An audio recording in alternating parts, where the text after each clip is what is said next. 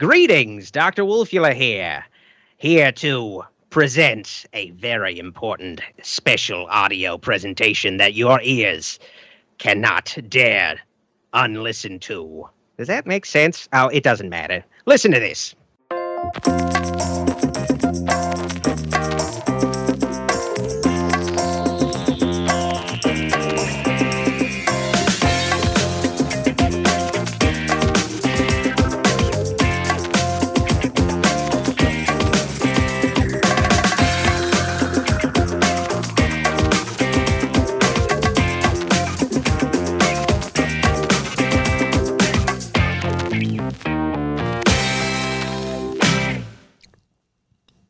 Welcome to someone's favorite movie. I'm coming to you from the Pod Shack outside beautiful Bay City, Michigan. My name is Randy, and with me is a parody of a human being named John Doe. He is Tomko? You're not fooling anyone, sir. Hey, just leave me over here in peace. I'm trying to eat a slice of my bologna, all right? Oh, that's so funny, because that's what my next line was going to be, something to do with my bologna. I wasn't sure what I was going to do, but then you stole my punchline, so now I'm just rambling. Yeah, you know what? This is why we're co-hosts. We're working in simpatico, man. Yeah, just eat it, Tomko. Eat it. I see what you did there. Yeah, but I'm not going to specify what you can eat. God damn it. Fair enough. Fair enough. Today, ladies and gentlemen, boys and girls, children of all ages, we are covering Weird, the Al Yankovic Story, and the Compleat, Weird Al. Yeah, one of those movies has been making a lot of waves as of late, and the other is completely and utterly forgotten. Yeah, I dare say very few people know about the Compleat, Weird Al. Which is a shame. But hopefully we'll at least inspire someone to hunt it down on YouTube. But it certainly seems like a lot of people are watching this Weird, the Al Yankovic Story. Yeah, I did not expect it to be anywhere near the success that it's turned out to be. Yeah, me neither. First of all, it's on the Roku Channel. Which is a really weird platform. It's a really weird platform. A really weird spot to debut something like this. But God bless them. They're trying, I guess. Exactly. It just takes one hit to draw attention to a network. Yeah. Hopefully they can keep the ball rolling. Yeah, it'll be interesting to see if they continue on with original content like this. Because I don't think they've ever, certainly not on this scale anyways, they've never had original content that I'm aware of. Well, I know that they worked with the Russo brothers on a Marvel versus DC documentary series. Oh, that's fun. But that was, my biggest complaint is that it was just too light. Like, each episode is 15 minutes, and you can't really sink your teeth into that. No, that's hardly anything. Yeah, I mean, it's a great concept. I just didn't like the execution. Yeah, what are you supposed to do with 15-minute episodes? Exactly. I say bah. Weird, but, as you can guess, boys and girls, is about Weird Al Yankovic. Tomko, when's your first Weird Al experience? Do you remember? Yes, I do. I distinctly remember hearing Eat It on the radio for the very first time when I was 5 or 6 years old. So this is going back quite a ways. And this was at the height of Michael Jackson, and like every other little boy, I was enamored with Michael Jackson at the time. And there's a joke to be made there, but I'm not going to make it. Low hanging fruit, sir. Yes. Mm-hmm. But the fact that here was a guy making fun of Weird Al, and I'm sorry, making fun of Michael Jackson, and Michael Jackson was cool with it, just I thought was the coolest thing. And next thing I know, I'm getting the records. My very first purchase from the Columbia House Cassette Club, in fact, was Weird Al's Polka Party. I mean, that's how old Tomko is, ladies and gentlemen. The Columbia Cassette Club. Yes, not the infamous CD club, the Cassette Club. Yeah. So yeah, I am pretty much a lifelong Weird Al fan. I've kind of ebbed and flowed with how much I've kept up with him, but he's always been on my radar. What about you, Randy? When was the first time you remember finding out about Mr. Yankovic? I was probably 6 to 8 years old. I'm not gonna. I could look up the year, but I refuse to do so right now. It was my mom and dad were hip 20-somethings that had MTV on all the time. Okay. So that's where I absorbed a lot of my pop culture in the 80s. And a staple in the rotation on MTV was Weird Al's Fat, which was also a Michael Jackson parody of the song Bad. Directed by Martin goddamn Scorsese. How about that? And I was just taken with it. The fat suit was just amazing to me. I thought it was so funny and hilarious, and I loved it. I loved everything about it. And honestly, I mean, that still really holds up the special effects in that video. Yeah. It's a huge part of my life, my childhood. It's one of the most vivid memories I have of my pop culture childhood is Weird Al videos, and specifically Fat. I have the limited edition Funko Pop of Weird Al in the fat suit, and I love it. Oh, that's badass. I have it proudly displayed in my man cave basement here. So he's been a part of my life for ever since my childhood, and I think that Weird Al probably could have only started up and became a sensation in the 80s, which in my opinion was the absolute pinnacle of pop culture saturation in America. That's what I think. You know, I think you may be onto something there, because even though it feels more prevalent these days, at least they were coming out with new ideas in the 80s instead of rehashes, remakes, and reboots. Quentin Tarantino recently shat all over the 80s as a movie decade, and he's entitled to his opinion, I suppose. But for a boy growing up in the 80s, it was everything. Everything seemed to be big and cartoonish. Everything was bold and bright. Like, our heroes were a man dressed all in yellow with a skullet and a handlebar mustache. Our heroes was a mohawked man with massive gold chains who pitied fools. It was a completely different time. It was crazy. Everything seemed to be a spectacle, and I don't know. I'm just waxing nostalgic with my rose-tinted glasses, I guess, but... Well, I mean, I would love to be able to, 30, 40 years from now, talk to somebody who is like a teenager. Yeah. And just explain some of the mundane shit that we would get into in the 80s. The shit that we would watch. And it was perfectly fine for us. But looking back on it, it's like, you just can't understand the appeal of, like, designing women or anything like that, but we loved it back then.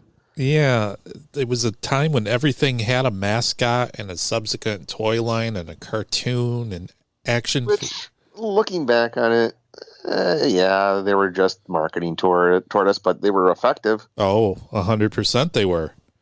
And I think an environment like that is where Weird Al could have only thrived. He definitely continued on in the 90s with major hits, but I think to start off in the 80s, yeah, if Weird Al hadn't existed in the 80s, we would have needed to invent him.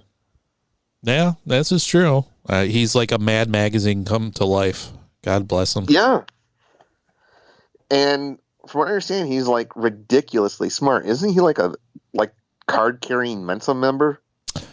I don't know that for a fact, but it wouldn't surprise me. I think the one thing that people overlook about Weird Al is his musicality, how talented he actually is. Yeah, he really doesn't get enough credit for his original material. Well, not only that, the way he can bend his voice to all the vocal stylings of the songs that he's parodying. Mm-hmm. That sounded like parodying. I meant parodying. Wow, that's hard to say. But you know what I mean. Yeah, I think when he's making a parody of a song, I think he doesn't get enough credit for his singing voice. It's very, very distinct, but never offensive or annoying. And extremely versatile. Yeah. Yeah, that's what I was trying to say. Versatile. Oh, again, this is why you keep me around, ladies and gentlemen. My human thesaurus, Tomko. But, I mean, with this movie, I can't think of a better time to have put it out, because it seems like they're constantly coming out with a rock biopic. and they're all the same. You know, none of them are really all that accurate. None of them have convincing casting choices.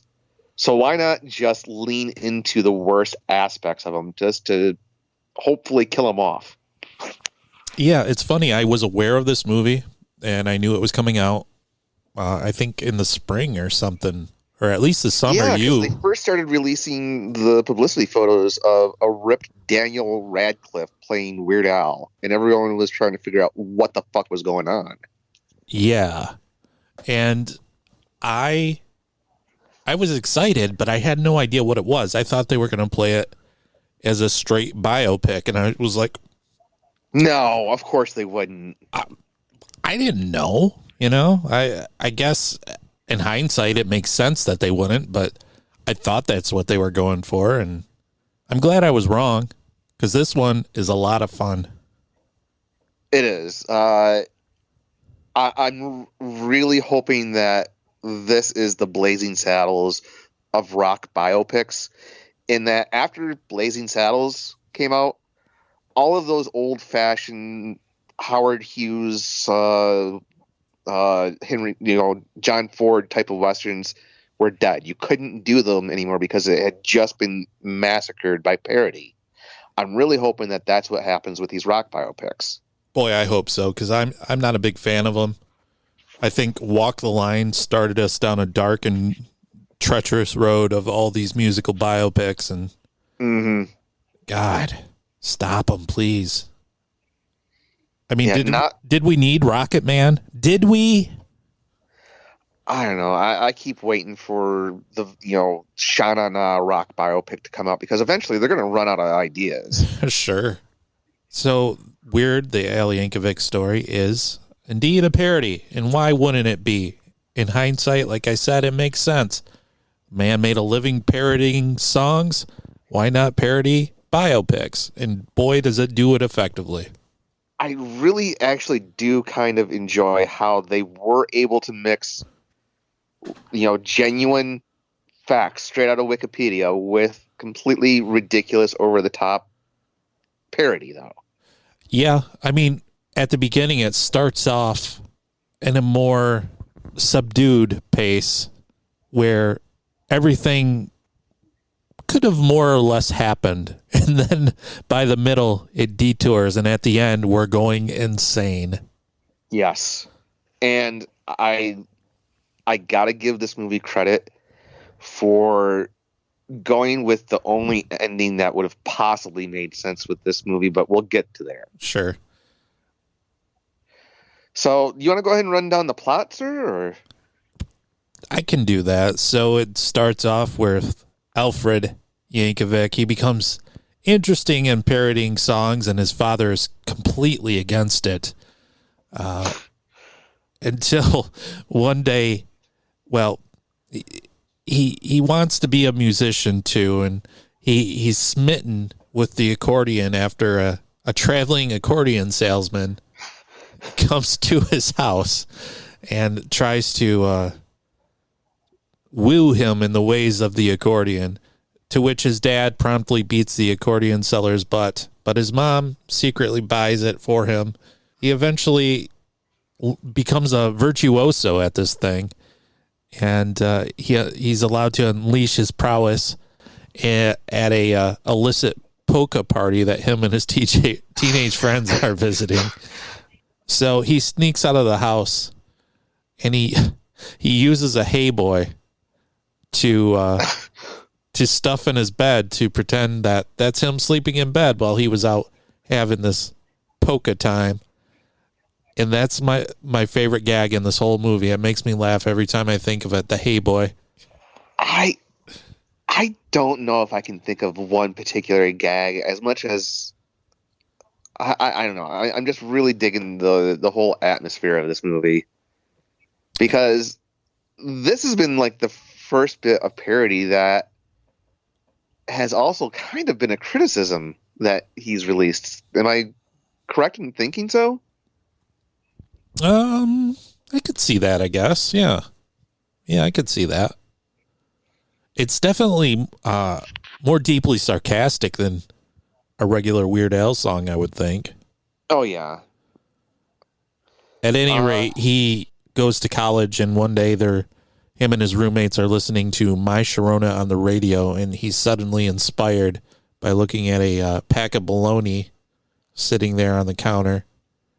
And all of a sudden, he just whips out, as is possessed by God himself, a parody song called My Bologna. And we're off to the races. Yes. Gets it in the hands of one Dr. Demento. Yeah, and Dr. Demento was a real person. He had a radio show in California, I think it was. Yeah, I think he was nationally syndicated, but, you know, he never really made any big waves because he was definitely interested in cult artists. Yeah, he became a pivotal figure in Weird Al's career. He basically made Weird Al's career by playing one of his songs. Pretty much, yeah. At an early age and having him back on frequently. He, for whatever reason, loved novelty songs and oddities, and he also popularized Elmo and Patsy, who we can thank or blame for the novelty song Grandma Got Ran Over by a Reindeer, which I'm sure you'll hear a time or two this year. And he also helped revive older novelty hits like the Monster Mash and Hello Mudda, Hello Fada. So, yeah, you can thank or blame him as much as you want, but he definitely played a huge role in Weird Al's life. And at this point, the movie, it's silly, but it's still somewhat believable. I'd say it kind of goes off the rails in all the right ways once somebody does a parody of his hit song, Eat It. Totally original. Wrote it completely on his own, by the way. Yeah. And I'm watching this with my wife, and I love her. I would lay down in traffic for her, but I don't think she understood the joke up until that point.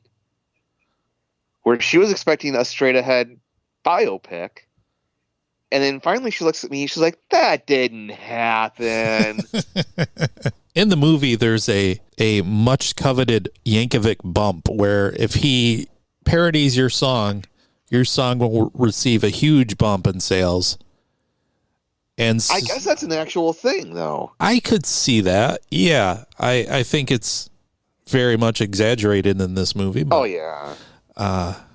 Yeah, so Dr. Demento at one point gives Al some guacamole that's got some LSD in it, and he trips out.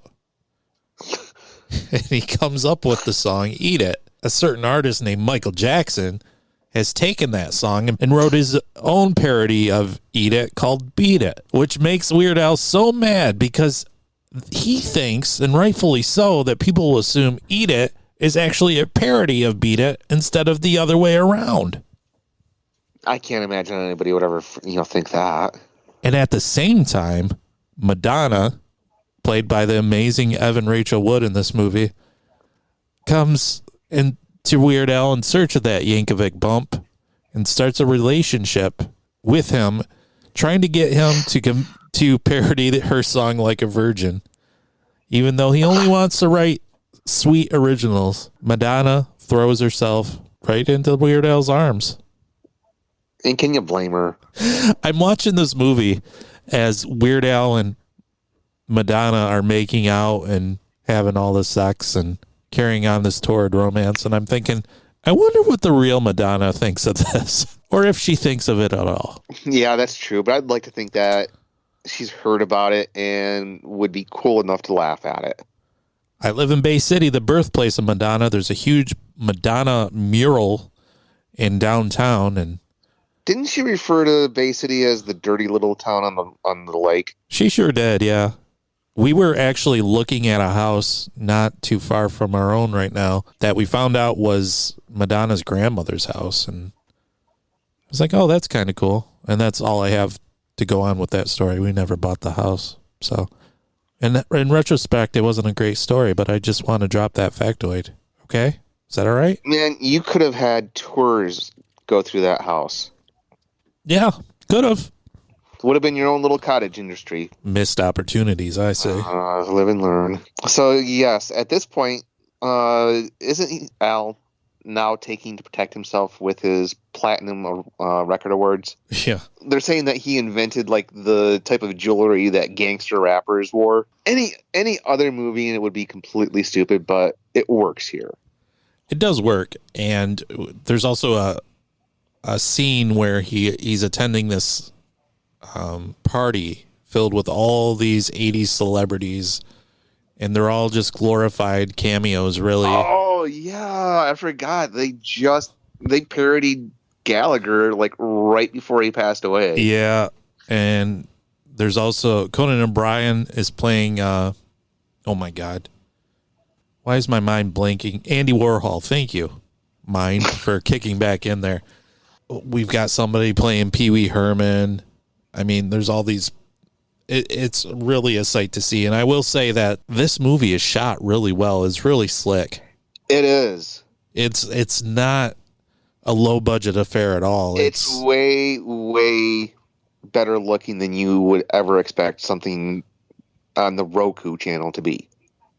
Yeah, it's also like, yeah, it's a parody of biopics, and I mean, some of these movies. We've all seen them. Sometimes comedies can be so fucking dumb. There was a whole wave of them, like Step Brothers, for example, is the stupidest movie in the world. And people loved it because it's easy, accessible, fart humor. This movie never does that. It's smarter with its humor. It's sharper. And it never goes... It doesn't patronize you. No, it never goes for the easy laugh, and I appreciated that. It's a very smart movie, which you wouldn't expect at all. No. I gotta admit, I was completely blown away by this movie. I expected it to be a shoestring budget, made for TV movie that was just drawing people in from a curiosity factor. Because let's face it, Weird Al does have kind of a checkered history when it comes to his movie career. I love UHF, but it doesn't hang together very well as a whole movie. It's a great series of sketches. Yeah, and I think we will cover that next year, I think. We're going to have to. Yeah. But to see that this was just a well-crafted production was a very awesome surprise. And Daniel Radcliffe is great in this movie. I saw an interview with him. He did it with Evan Rachel Wood for Rotten Tomatoes, I guess. And he became a Weird Al fan a decade ago after he started dating his girlfriend. And his girlfriend started playing him all these Weird Al songs. He was, familiar with a few, but anytime they went on a road trip or away for Christmas or whatever, she was always playing Weird Al songs. And he kind of fell in love with Weird Al then, became a fan. And it's funny because his girlfriend is from beautiful Flint, Michigan, USA. And I always used to call it Daniel Radcliffe season because a couple points during the year I'd go on Facebook and see all these Daniel Radcliffe sightings around the area. Oh my God, I just saw Daniel Radcliffe at Halo Burger. Yeah. Oh my God, I took a picture with him in Denny's. And it was like a Where's Waldo of Daniel Radcliffe. Where is he at now? Because he would come with his girlfriend while she visited her family, and he'd just kind of hang out, and by all accounts seems like a cool dude because he was always game for a photo or two. I gotta give him credit. First of all, it's really cool to see a child star, especially one that had that much of a spotlight on them, turn out to be pretty cool. But just his work in the last several years has been really, really super impressive. Everything from, Guns Akimbo to Swiss Army Man to more mainstream things. I really appreciate that he's willing to do weird and outside of the mainstream roles. Because let's face it, he was in some of the biggest movies of all time. He could have done any project that he want. What's he do? He gets buff and plays Weird Al. Right.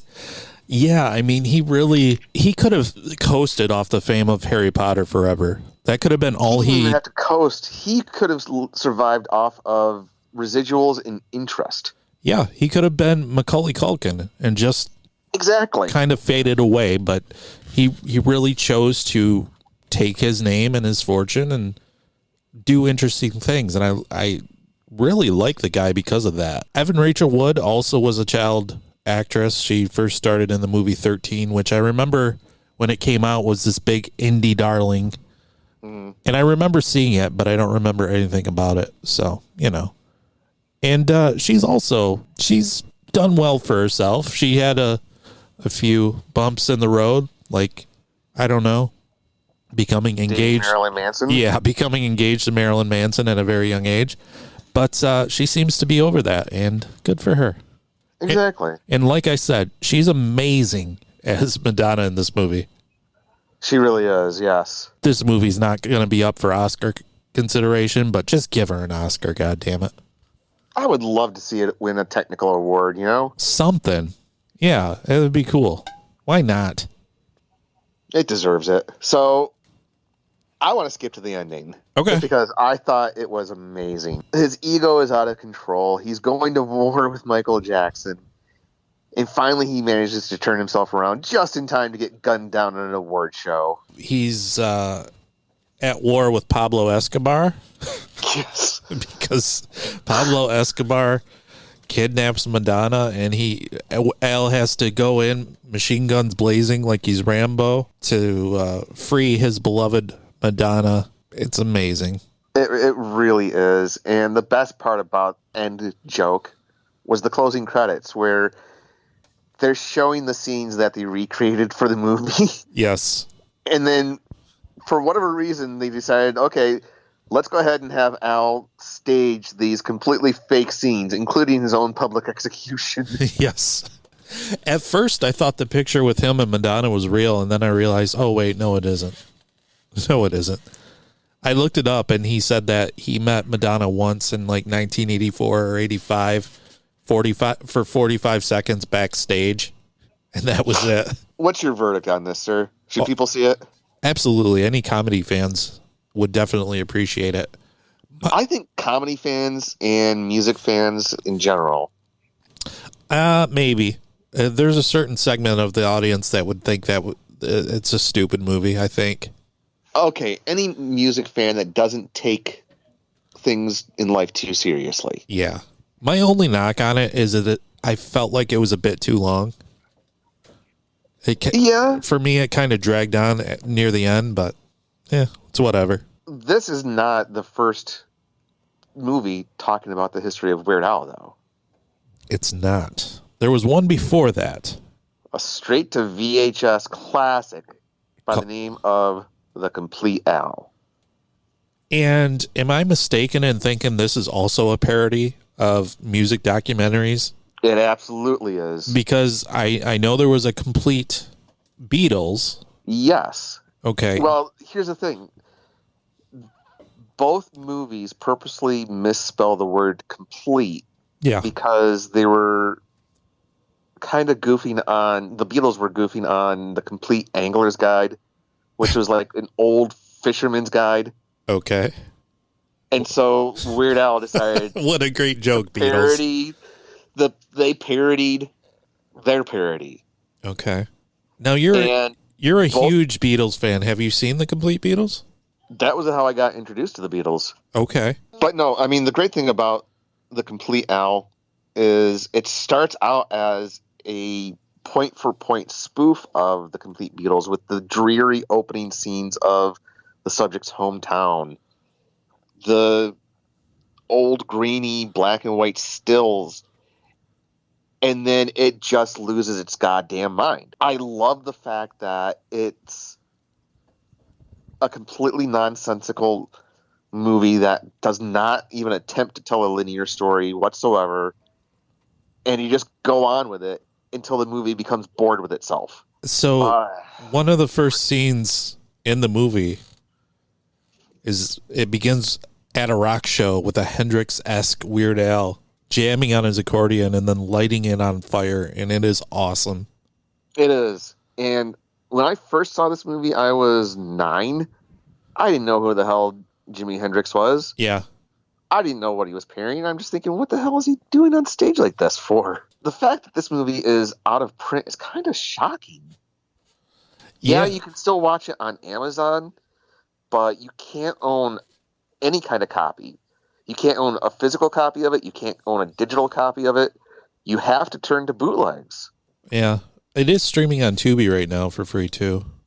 It is, but it's literally a VHS quality copy of it. Oh, okay. Which is funny because at the beginning of the movie, there's the standard do not copy this. Big FBI scary warning at the beginning of every VHS tape that I recorded so many copies of when I had two VCRs piggybacking each other. Does the standard spiel, and then it keeps going, and it says, but if you do insist on copying this program, please be aware that the patented copy stop system developed by the National Association of Television Research Engineers will cause severe damage to your video cassette recording device, accompanied by a bright blue graves flash and strong acrid odor, which may in turn affect nearby houseplants and cause discoloration of fine upholstery.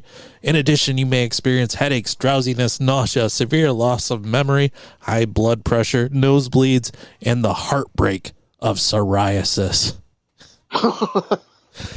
Didn't stop me from copying it back in the day. I'm sure. You little pirate, you. Yeah. It's funny because this movie is a parody of documentaries. It's got the still photos and old camera footage and earnest voiceovers, and it's also an excuse to gather a bunch of Weird Al music videos together in one place. In my opinion, is worth the price of admission alone. Yeah, but I also thought it was cool that, like, Dr. Demento is in this, and it's actually Dr. Demento. Yeah. Weird Al's mom and dad are in it, and it's actually his mom and dad, which, I don't know, something about their line deliveries just tickled me pink. I thought they were so funny. They were clearly reading off cue cards or something, but I just thought their delivery was hilarious. I mean, my favorite part of this movie was what I guess turned out to be a parody of Brian Wilson in Beach Boys' record Smile that was completely crazy and unfinished. Another really cool thing about this movie is at one point it completely stops being it doesn't even pretend to be a documentary about halfway through. Yeah. Because it just starts showing clips of his segments on MTV, which was aptly named Al TV. Yeah. It just shows him being an obnoxious moron in Tokyo. It literally is just following him around and not even really attempting to tell a story after a while. Yeah. There is almost like a skit where he goes to a creepy old house to see Michael Jackson. Oh, yes. And Michael Jackson is sitting on a throne, and Weird Al is going there to ask permission to parody one of his songs, and Michael Jackson's sitting there on his throne feeding dead rats to tigers, and chimps are falling into Al's lap.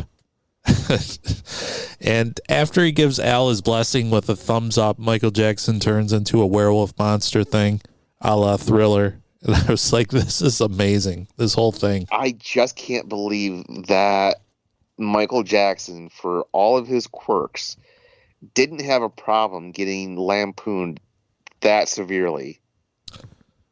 He apparently was a fan of Weird Al. Weird Al wrote this kind of tribute to Michael Jackson for Rolling Stone magazine when Michael Jackson died. And he basically talked about how Michael Jackson was the most popular artist in the known universe, and he was just this goofy comedy writer. And he said that Michael Jackson returned his phone calls and he approved it, all of his ideas, and thought they were funny. For the music video Fat, he actually let Weird Al use the subway set used in Bad for the video. Oh, I didn't know that. Yeah. Al said, the first time I met him in person was long after I had gotten permission to do Eat It back in 1984. There's a contract somewhere that has his signature next to mine, proving we are the co-writers of Eat It, which is surrealistic in and of itself. The first time I actually ran into him was backstage at one of his concerts. This was maybe 4 years later when Even Worse came out with my second parody, Fat. I went backstage and he was seeing a lot of people, but I brought along a gold record of Even Worse to present to him, and he was very gracious and thanked me for it and said some nice things. After the fact, I thought, that's probably the last thing Michael Jackson needs, another gold record for his storage locker. I don't know what kind of career I would have today if it hadn't been for Michael Jackson. In a very real sense, he jump-started my career. Eat It basically changed me from an unknown into a guy that got recognized at Burger King. In all fairness, Weird Al's always had a pretty distinct look that I imagine would make it hard to blend into the background, though. Yeah, that's fair. That is fair. That's actually something that Daniel Radcliffe mentioned when he got the script for Weird, the Al Yankovic Story. He was like, I look nothing like Weird Al. And then he started reading the script and he's like, oh, I get it now. What was your thoughts on the Compleat Al? To me, I almost feel like maybe I'm too close to the subject on this one because I've been watching that movie since I was a little kid. But how many times had you seen it before this? Oh, this is the first time I saw it. Oh, okay, cool. What was your impression on it? Oh, it's a very interesting time capsule of the 80s, I thought. Yeah. I'm kind of wondering how many of the references would be lost on somebody who's first seen it, though. I mean, maybe it wouldn't be as bad for you because you're old enough to remember the 80s, obviously, but yeah. I can't imagine a kid today watching this and knowing what the hell's going on. For someone seeking it out after watching Weird, I'm not sure that it would land well, other than maybe the thrill of seeing the actual Al Yankovic do a similar sort of thing, yet different. I think the idea of the music documentary is, I mean, they're not as common anymore, so I don't know if that would land. It's funny watching some of those old music videos because you could tell they were done with zero budget whatsoever. Oh, yeah. It's almost shot on home video, it looks like. Yeah, especially like the really early ones, like the I Love Lucy parody. Yes. Yeah. And I'm kind of wondering if that's maybe not one of the reasons why it's out of print, is because, let's face it, the video quality is not that great. And chances are it's probably not worth the licensing fees that they would have to pay for, the music that they're parodying. Yeah, it's really a shocking contrast to Weird, which is all bright and shot beautifully, and this is grainy and dim, and some of the jokes, let's face it, it's a weird piece of work. Some of the jokes do not land. No. Some of them are funny, like when Weird Al is, from that LTV segment, is answering the viewer question about aliens making music or whatever. Well, that and the introduction of Harvey the Wonder Hamster is kind of amazing. Yeah, that stuff is great. Some of it, for lack of a better word, is weird. It is. The only thing I could say is that it made sense at the time. Yeah. And I'm willing to bet that 35 years from now, people are going to look at this new movie and a lot of it's going to be lost because taste will have moved on so much further by that point. Yeah, I could see that. For me, Weird, the Al Yankovic Story remind me of Pop Star, Never Stop Popping with Andy Samberg. Yes. Which is... That and Walk Hard. Yes. Yeah. In fact, I would say it's a way better, more clever version of Walk Hard. Oh, 100%. I think Pop Star's doing something different, but it's equally brilliant. But yeah, I'm with you. This is a much better version of Walk Hard for sure. And the Compleat Weird Al is, I think it's charming, actually. That is a perfect word for it. That's what it is. It's charming. He's trying. His unique sense of humor is on display. I wish there had been a version that he did in the 90s after the success of Amish Paradise. The closest that he did in the 90s was an episode of Behind the Music. Did he really? Oh, that's great. It's good because it's played straight. Uh-huh. But man, he could have had so much fun with that show. Yeah. Because that was another show that took itself way too seriously. Oh, definitely. They should have given him carte blanche to do what he wanted for that episode. It would have made sense. Also, I want to watch Behind the Music. Where can I watch that? YouTube, my friend. It's a good show. Yeah, I used to love that back in the day. But as far as my final verdict, I love both of these movies. I will watch them again and again.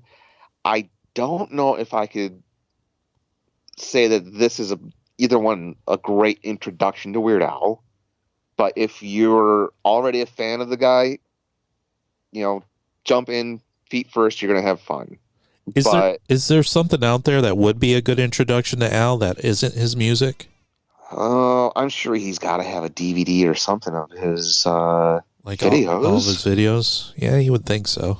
I mean, that right there, I think, would be a really good primer. But again, if not, then just go to YouTube and just type up Weird Al official videos. That's true. But again, yeah, I wonder about the licensing and stuff with a DVD collection of his videos. Yeah, that's where I think it gets kind of dicey. I love the fact that there's a contract that says Michael Jackson's a co-writer on Eat It. Well, I mean, if nothing else, Weird Al always has great stories. Yeah. It's like when he released Smells Like Nirvana, he called the band themselves while they were practicing for their appearance at Saturday Night Live. And I guess Dave Grohl and Chris Novoselic said that when they got that call saying that Weird Al wants to parody their hit song, that was the moment they knew they made it. Yeah. And that's not when they got all of these sales and awards, not when they were literally rehearsing for Saturday Night Live. It was when Weird Al wanted to spoof them. And that's the amazing thing about Weird Al as an artist. He becomes like a badge of honor if he parodies. He really does. There's only been a few times where artists are been like, no, like Eminem got all butthurt when he wanted to parody Lose Yourself. I think he still did. Lady Gaga's manager said, because Al always asks permission first. He doesn't just do.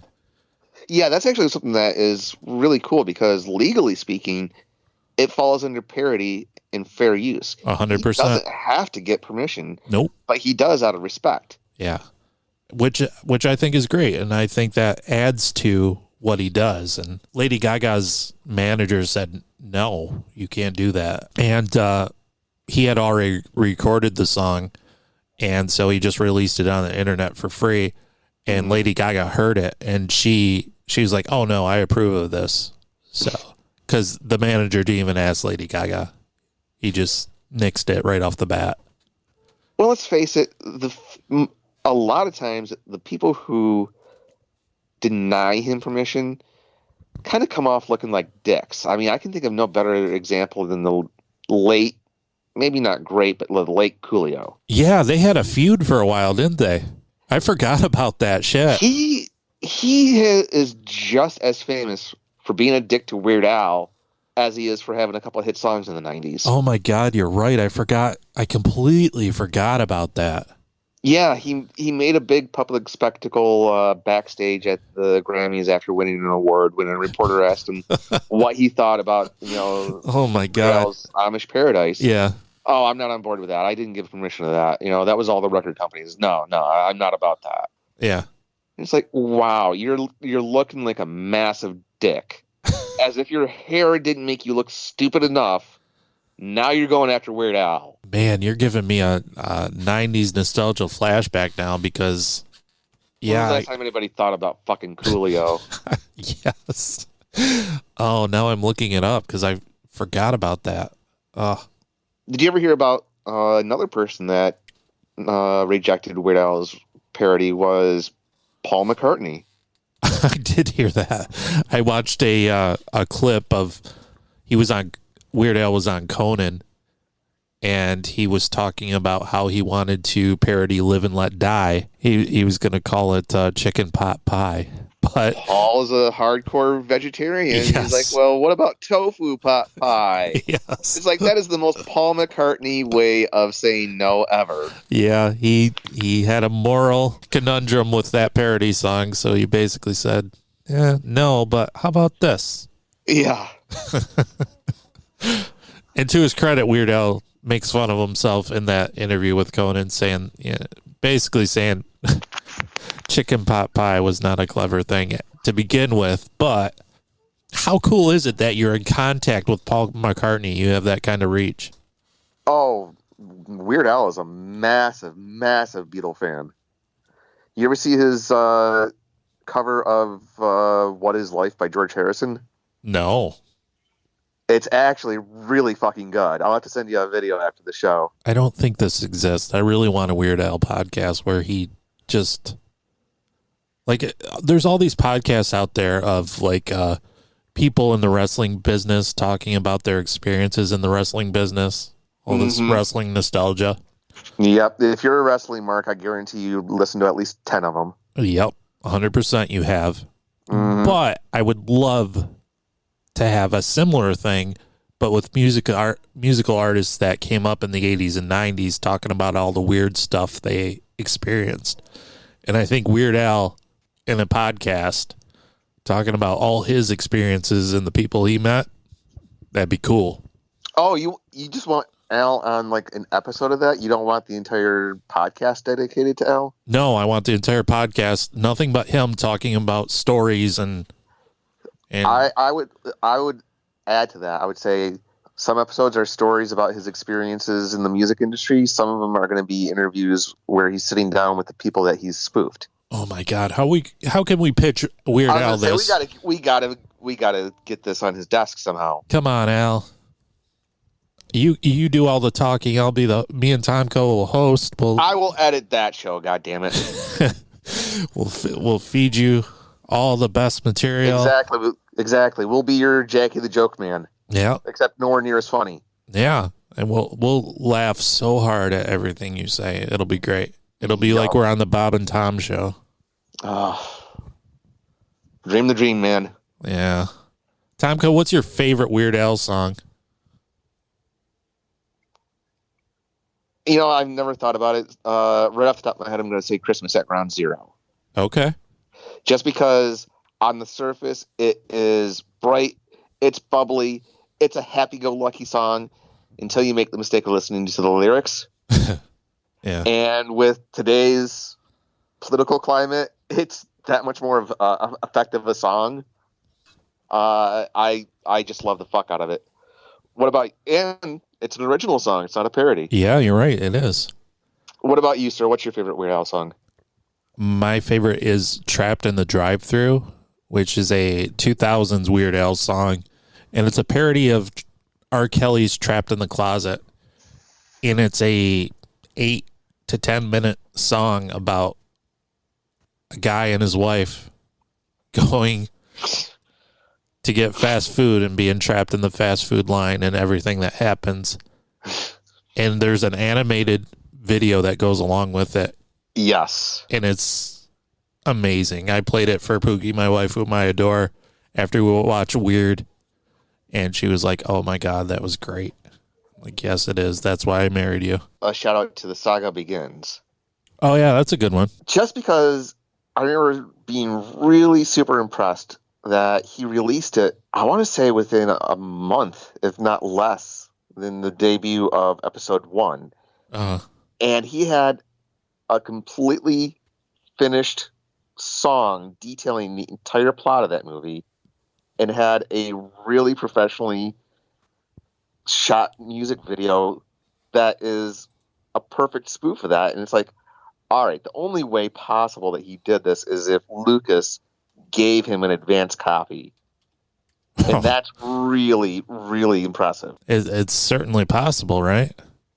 Yeah, because if you remember right, that was one of those top secret movies that no one was allowed to see until opening night. Yeah. But Weird Al has that kind of stroke. I also have a soft spot in my heart for Everything You Know Is Wrong from Bad Hair Day. I really like that song. It's so catchy. Oh, jeez, what else stands out? And also Yoda. I like that song too. Yep. I remember when my father was dating his soon-to-be ex-wife. He played her the song Good Enough for Now. She did not find the humor in it. Yeah. It's a hard sell there, I think. Yeah, you know what? Anybody wants to know where I got my dry sense of humor from, look no further than that, man. Absolutely.